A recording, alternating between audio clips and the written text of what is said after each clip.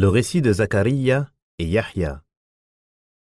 L'essentiel est qu'Allah a ordonné à son messager de raconter aux gens l'histoire de Zacharia, à qui Allah a fait don d'un enfant à un âge très avancé bien que son épouse eût été stérile et âgée.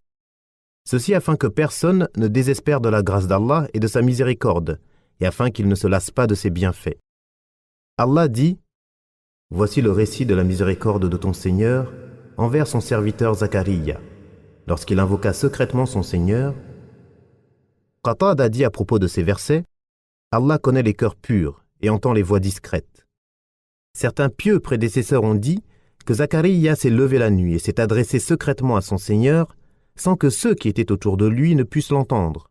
Il dit : Ô Seigneur, ô Seigneur, ô Seigneur.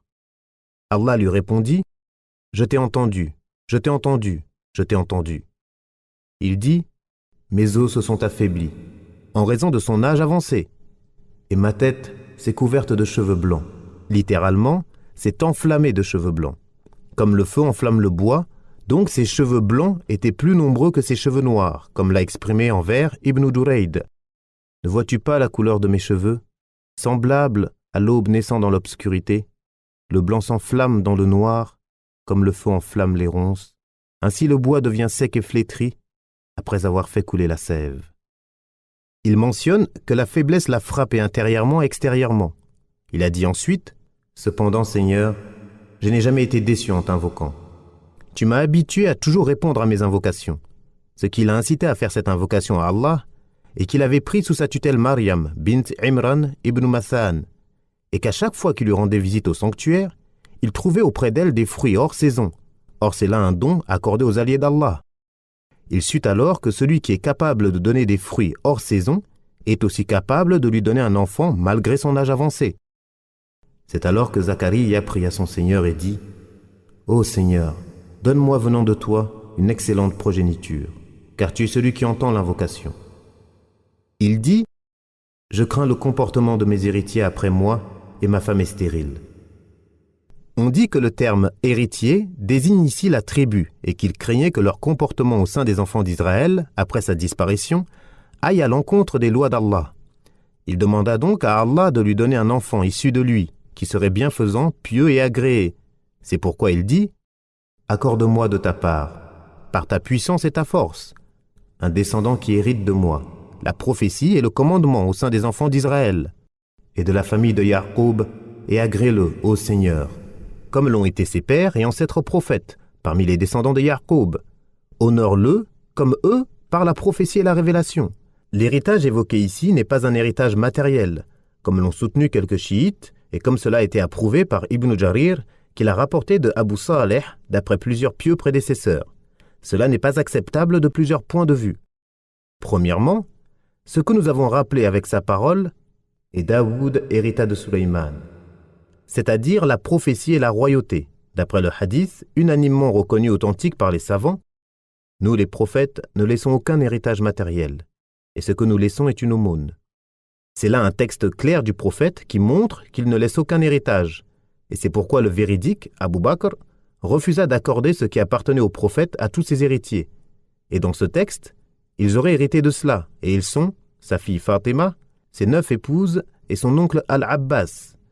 Abu Bakr leur opposa ce hadith pour justifier son refus, et parmi ceux qui l'ont conforté dans la transmission de cette parole du prophète, Omar ibn al-Khattab, Othman ibn Affan, Ali ibn Abi Talib, Al-Abbas ibn Abd al-Muttalib, Abdurrahman ibn Auf, Talha, Az-Zubayr, Abu Huraira et d'autres, qu'Allah les agrée tous.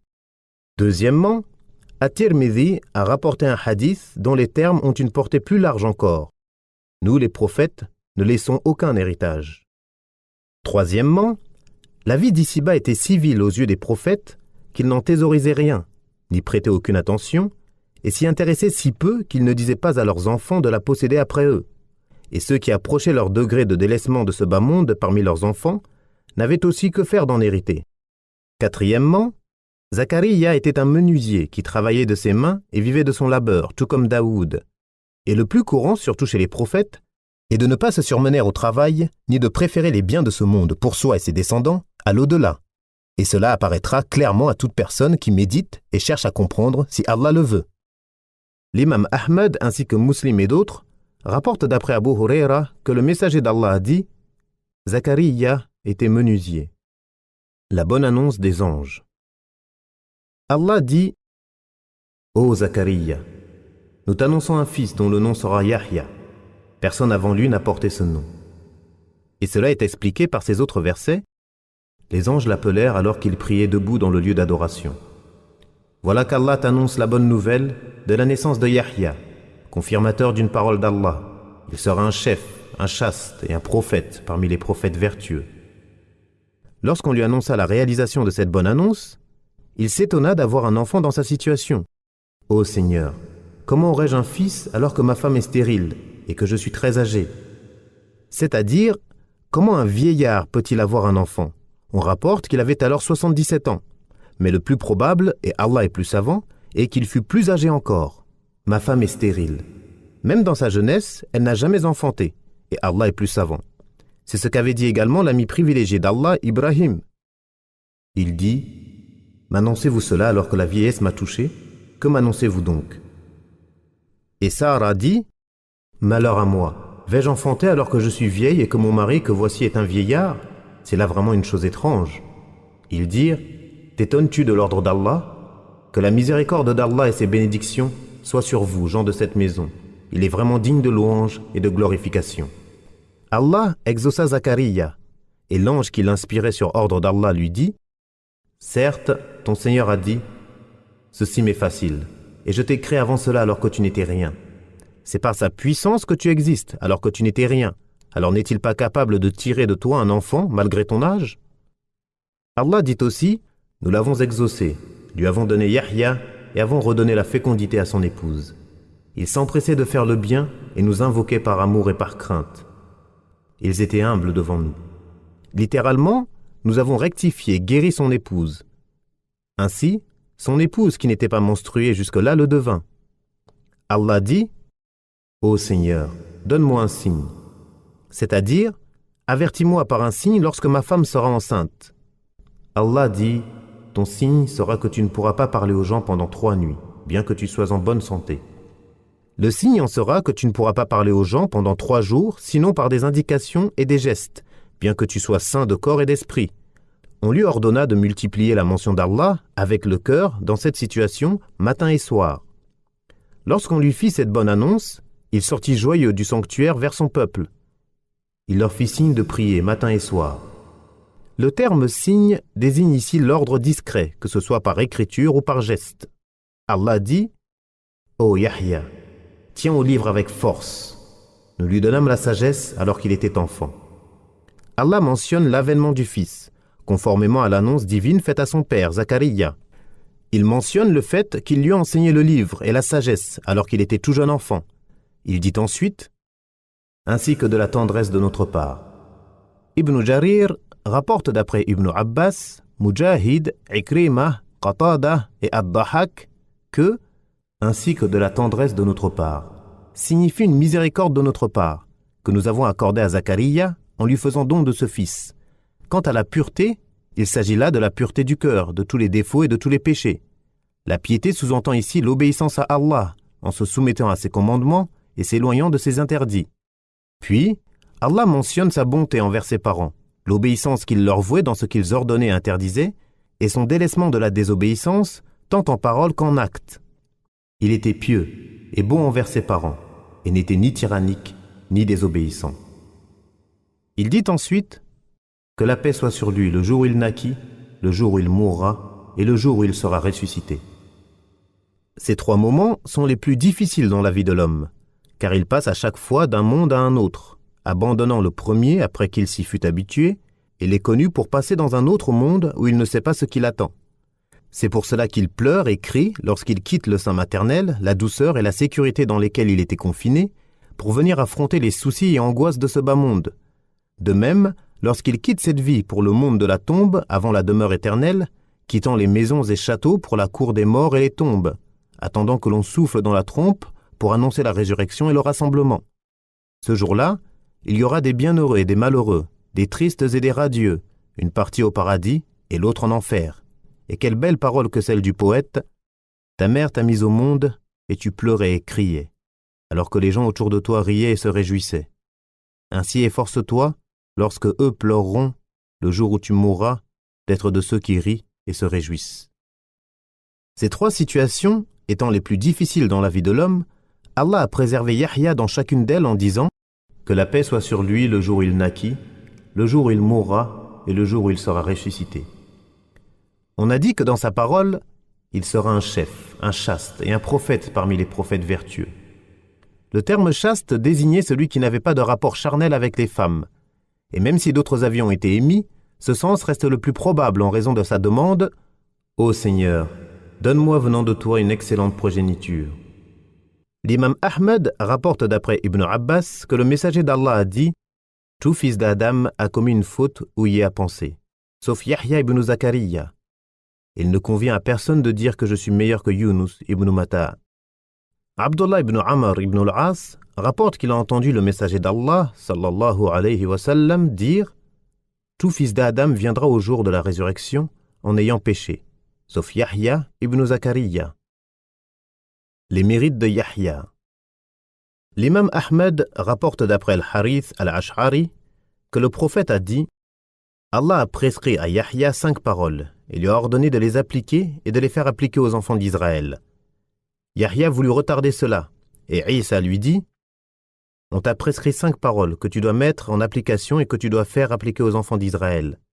Si tu ne le fais pas, je le ferai. » Yahya lui répondit « Ô mon frère, si tu le fais avant moi, je crains d'être châtié ou que la terre ne m'engloutisse. » Yahya rassembla alors les enfants d'Israël à Beit al-Maqdis jusqu'à ce que le temple soit rempli, s'assit sur la chaire, loua Allah et fit ses éloges, puis leur dit « Allah m'a prescrit 5 paroles en m'ordonnant de les mettre en application et de vous ordonner de les appliquer. La première est que vous adoriez Allah sans lui donner d'associé. L'exemple de cela est comme celui qui achète un esclave avec ses biens d'or ou d'argent, mais cet esclave se met à travailler pour un autre que son maître et à lui donner sa récolte. Qui parmi vous serait heureux que son esclave soit ainsi ? Ainsi, c'est Allah qui vous a créé et qui assure votre subsistance. Adorez-le donc et ne lui associez rien. La deuxième est que je vous ordonne d'accomplir la prière, car Allah se tourne vers son serviteur qui prie tant que celui-ci ne détourne pas son visage. Aussi, lorsque vous priez, ne détournez pas vos visages. La troisième est que je vous ordonne de jeûner. Et l'exemple de cela est celui d'un homme qui a une bourse pleine de musc et qui se trouve au milieu d'un groupe d'hommes. Tous sentent l'odeur du musc. Or, la laine du jeûneur est plus agréable pour Allah que l'odeur du musc. La quatrième est que je vous ordonne de faire l'aumône. L'exemple de cela est celui d'un homme emprisonné par les ennemis qui lui ont attaché les mains derrière le cou et s'apprêtaient à l'exécuter. Il leur dit alors « Accepteriez-vous que je me rachète ?» Il se racheta alors au fur et à mesure jusqu'à retrouver sa liberté. La cinquième est que je vous ordonne de mentionner Allah abondamment. L'exemple de cela est celui d'un homme poursuivi par des ennemis et qui se réfugie dans une forteresse.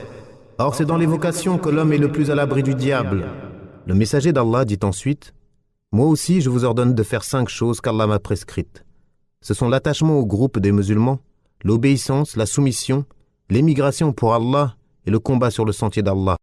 Celui qui se sépare du groupe d'un enfant se défait des liens de l'islam à moins qu'il ne revienne, et celui qui invoque à la manière de l'époque anté-islamique servira de pierre pour l'enfer. » On lui dit « Ô messager d'Allah, même si le jeûne est pris ?» Il leur répondit « Même si le jeûne est pris et prétend être musulman. Appelez les musulmans par leurs noms, par les noms qu'Allah leur a donnés, les musulmans, les croyants et les serviteurs d'Allah. » Les causes du meurtre de Yahya. Les exégètes ont rapporté au sujet de son assassinat plusieurs causes. La plus connue prétend qu'à l'époque, un roi de Damas voulut épouser une de ses proches, ou une femme qui lui était interdite au mariage. Yahya le lui interdit, et la femme lui garda alors rancune et voulut se venger de lui.